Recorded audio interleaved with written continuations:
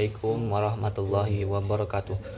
Perkenalkan, nama saya Azami Makki dengan NIM 250401110068. Di sini saya akan mengerjakan tugas UTS Pancasila, yaitu mewawancarai guru BK saya saat saya di MAN. Assalamualaikum warahmatullahi wabarakatuh.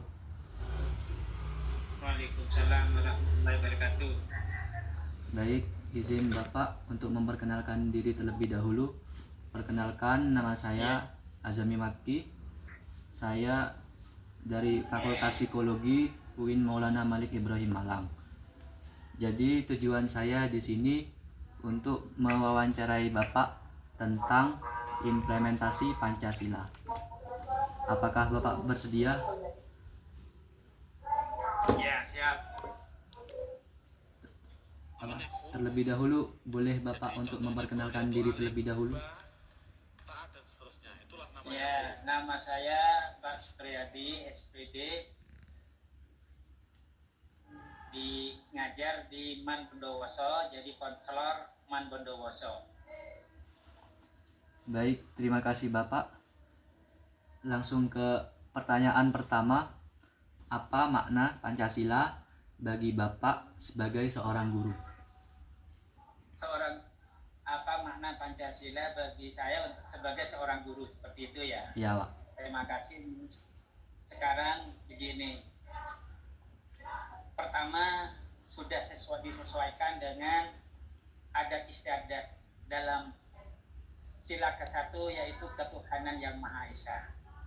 Kita sebagai seorang guru, paling tidak di awal fondasi kita memberikan nasihat kepada anak atau memberikan bimbingan. Misalnya bimbingan klasikal, itu fondasinya dulu, yaitu tentang bagaimana anak itu harus baik etika. Tanpa anak baik etikanya, karena disesuaikan dari Pancasila sila ke-1, yaitu ketuhanan yang Maha Esa. Jadi fondasi dulu, etika yang baik, baru nanti kalau sudah ketahuan etikanya baik, anak itu insya Allah untuk menuntut ilmunya akan baik. Sesuai dengan sila yang kedua, yaitu dua kemanusiaan yang adil dan beradab. Dan kita sudah tahu dengan di fondasi pertama. Kalau sudah tahu dari fondasi pertama, alhamdulillah nanti insya Allah anak-anak yang sudah dikasih ilmu keagamaan, fondasinya insya Allah akan enak nanti. Kedua, ketiga, keempat, sampai kelima, keadilan sosial bagi seluruh rakyat Indonesia. Insya Allah akan bersifat bijaksana, bukan adil, karena adil miliknya Allah, tapi bijaksana miliknya manusia. Insya Allah anak-anak sudah tahu pada tempat-tempatnya. Oh, saya harus begini, saya sudah umur seperti ini. Itu maknanya bagi saya untuk menyampaikan kepada anak-anak, karena saya sudah di konsul seperti itu. Baik Pak, terima kasih. Lanjut ke pertanyaan kedua. Bagaimana Bapak menerapkan nilai-nilai Pancasila dalam menjalankan tugas sehari-hari sebagai guru? Sebagai guru, saya di sini, saya nganukan di sini ya. Di MAN Bondowoso. Saya di sini ke anak-anak, satu, nilai-nilai Pancasila, karena di nilai-nilai itu kami ada di sila ketiga, ya. Nah, sila ketiga persatuan Indonesia. Maka kami ke anak-anak selalu menekankan untuk anak-anak ini jangan sampai ada hati atau ada yang tidak menginginkan anak-anak itu punya hati yang misalnya mau tekan, mau dengan kenakalan remaja seperti ini, karena disesuaikan dengan sila persatuan, keadilan sosial bagi seluruh rakyat Indonesia. Sila itu yang saya terapkan semua di sana, karena kalau anak-anak tanpa bersatu tidak akan bisa, anak-anak ini akan guyup. Maka persatuan itu yang saya terapkan terus ke anak-anak, sehingga anak-anak yang namanya kenakalan remaja itu alhamdulillah di mana itu, karena sudah ada sholat duha berjamaah, duhur berjamaah, itu penerapannya itu di sana sudah bersatu sungguhan anak-anak itu. Karena etikanya yang tadi, yang di pertama, etika yang didahulukan. Seperti itu. Berarti di sini fondasi pertamanya ya dengan menerapkan sila pertama itu ya. Iya, karena tanpa sila pertama itu, kita kalau kita apa keyakinan, karakter, kan kita ditentukan oleh karakter. Ya. Memang karakter sekolah itu tidak seberapa menentukan, tapi karakter sekolah walaupun tidak seberapa yang menentukan untuk keberhasilan anak. Karena anak yang banyak menentukan karakter yang ada di rumah kan. Paling banyak lingkungan keluarga. Di lingkungan keluarga itu yang paling menonjol kan.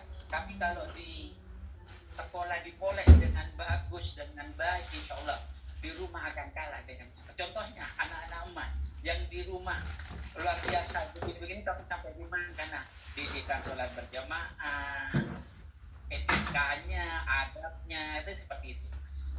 Kan banyak pengaruhnya. Oh iya, misalkan saya teman-teman saya biasa ngaji pagi disuruh ngaji, kan itu fondasinya kan. Dan itu termasuk sila pertama. Baik, terima kasih. Lanjut ke pertanyaan ketiga. Menurut Bapak, apa tantangan terbesar menerapkan Pancasila di masa sekarang ini? Tantangan ya, Mas? Ya. Tantangan sekarang untuk sekarang ini Mas sangatlah bagi kami sebagai konselor BK Diman dengan adanya COVID-19, maka yang sebelumnya, emasnya lulusan berapa? Tahun berapa? Tahun 2025 ya? Ya. Di tahun 2005, 2013, 2004 ini luar biasa tantangan. Kenapa? Karakter-karakter yang sebelum COVID itu sudah hilang semua. Sekarang jadi mulai dari pertama, sehingga anak-anak sekarang itu tantangannya. Kalau dulu ya, anak-anak tidak ada yang berani panggil Pak dengan tangannya sampai di badannya guru. Tapi di habis COVID-19 langsung anak Pak benar bilang Bapak kami di tangan, itu tantangannya. Etikanya luar biasa. Karena apa? Karena kita tidak bisa menyalahkan anak. Karena apa? Anak transferan dari SMP, anak transferan dari sekolah-sekolah lain, yang mana karakternya sudah berbeda-beda, sehingga kita harus memberikan ilmu. Ya ilmu apa? Memperbaiki karakter. Itu tantangannya. Mungkin umatnya sudah lihat sendiri bagaimana di lulusan 2025 yang sekarang ini kan luar biasa dengan ucapannya, baik itu mencurinya, lah itu di sana, di tantangannya itu di sana, tantangannya itu di sana. Sangat. Tapi kalau sebelumnya, insya Allah kami tantangannya juga dan berat itu, karena itu tata caranya itu sudah anak-anak sudah diajari oleh kakak kelasnya, dari adik kelasnya ngajari adik kelasnya, itu seperti itu. Ya. Jadi 2025 kalian emasnya tahu sendiri, ngerokok anak berani, dulu nggak ada yang berani, itu tantangan itu Mas. Kalau tahun sendiri yang namanya kamar mandi sudah luar biasa itu tantangannya Mas. Ya baik gitu. Terima kasih. Lanjut ke pertanyaan yang terakhir. Apa pesan Bapak untuk generasi muda sekarang agar tetap memegang teguh nilai-nilai Pancasila? Pesan saya yang pertama, kita dekatkan diri kepada Allah. Itu. Kita dekatkan diri kepada Allah. Dan kita jangan menyerah dengan keadaan yang seperti yang sudah teknologi yang seperti ini. Jangan menyerah.